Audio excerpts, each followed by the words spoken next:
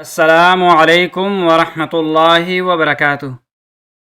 زما محترم و عزتمندو، په نن درس کې زه ستاسو وړاندې یو داسې روحاني عمل پیش کوم چې ستاسو ژوند وسله مکمل طور باندې بدلیدلی شي، او هغه عمل دی د سوره مدثر. دا د قرآن کریم یو عظیم خزانه ده چې د دې هغه روحاني عمل به موږ دې ننني درس کې وپیژنو، او خاص طور باندې هغه 5 قسمو خلکو دپاره رحمت او د نجات ذریعه ده. دا عمل خاص طور باندې هغه 5 قسمه خلکو دپاره بې حده مفید ښودلی شوی دی. اولني هغه خلک چې د غربت او د تنګدستۍ او د مالی پریشانۍ نه نجات غواړي. دویم هغه خلک چې د الله جل جلاله بشماره نعمتونه او برکتونه حاصلول غواړي.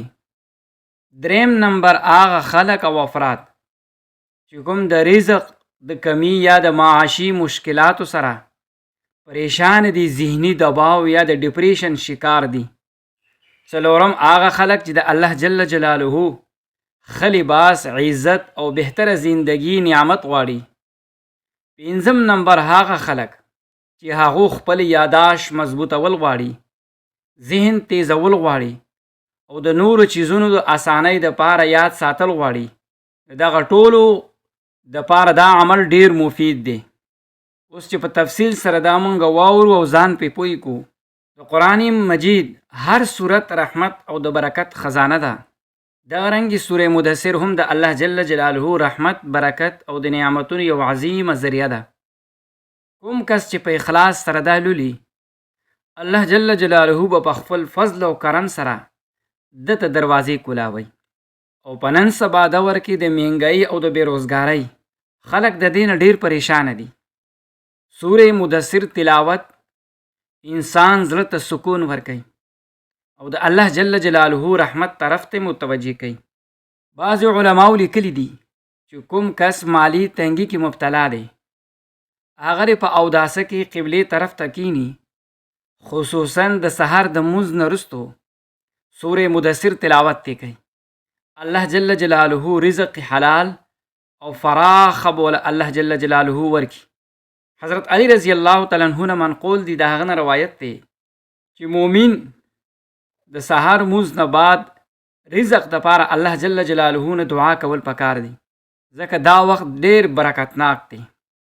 سوره مدثر تلاوت کول والا الله جل جلاله خپل نعمتونه ورکوي. انسان چې کله هم د الله جل جلاله اطاعت اختیار کی، الله جل جلاله ولا عزت او رحمت ورکوي. د دې صورت تلاوت سره ذهنی یکسویی او یاداشت کې بهتری راځي. خاص طور باندې قرآن مجید حفظ کولو والا طلباء کرامو دپاره یا دغه رنګې چې څومره هم هغه سټوډنټان دي، هغې دپاره ډیر بې حده مفید دی. د مالی مشکلاتو دپاره په اوداسه کې قبلې طرف ته کینئ او د سحر د مونځ نه وروسته سوره مدثر تلاوت کړئ او د الله جل جلاله نه د رزق حلال او د فراخۍ دپاره دعا وغواړئ. دا عمل جاری وساتئ، انشاءالله الله جل جلاله به اسانیانې پیدا کړي. او د حافظې د بهتر کولو دپاره او ذهن د یاداشت دپاره، یا که یو ماشوم هغه حافظه کمزوري وي، په خپله یا والدین مور او پلار روزانه سوره مدثر تلاوت کوي، اوبه پیدمئ او په هغه دې وڅکئ. دا عمل د 40 ورځو پورې جاری وساتي. الله جل جلاله نه د دعا ورسره کوي.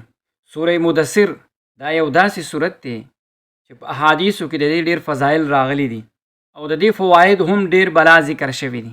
خو اصل خبره دا ده چې کله موږ قرآن کریم په هغې ځان پوی کو، ویلولو، په هغې باندې عمل وکړو او د الله جل جلاله نه اخلاص سره دعا وغواړو، الله جل جلاله به زموږ ټول مشکلات حل کوي.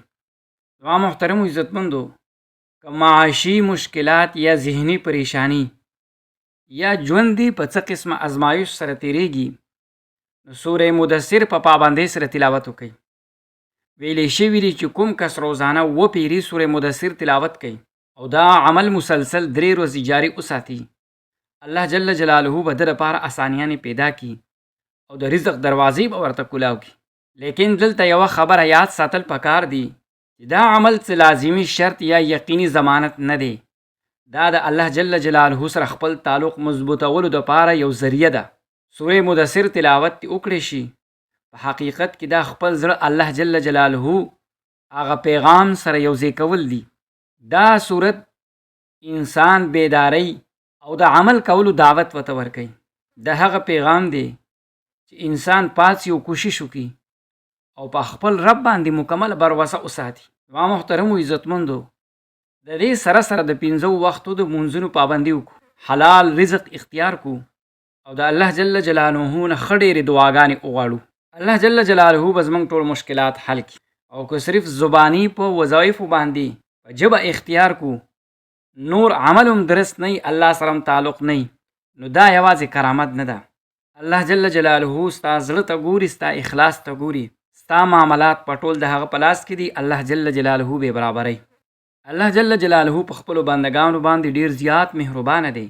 هغه به مشکلاتو نه وباسي او د مشکلاتو نه وښکلو والا واحد لاره هم دغه یو د الله جل جلاله د ذات لاره ده او هغه سره د تعلق لاره ده. هغه سره خپل تعلق جوړ کو او خپل ژوند مشکلات په حل کو، د آخرت هم او د دنیا هم.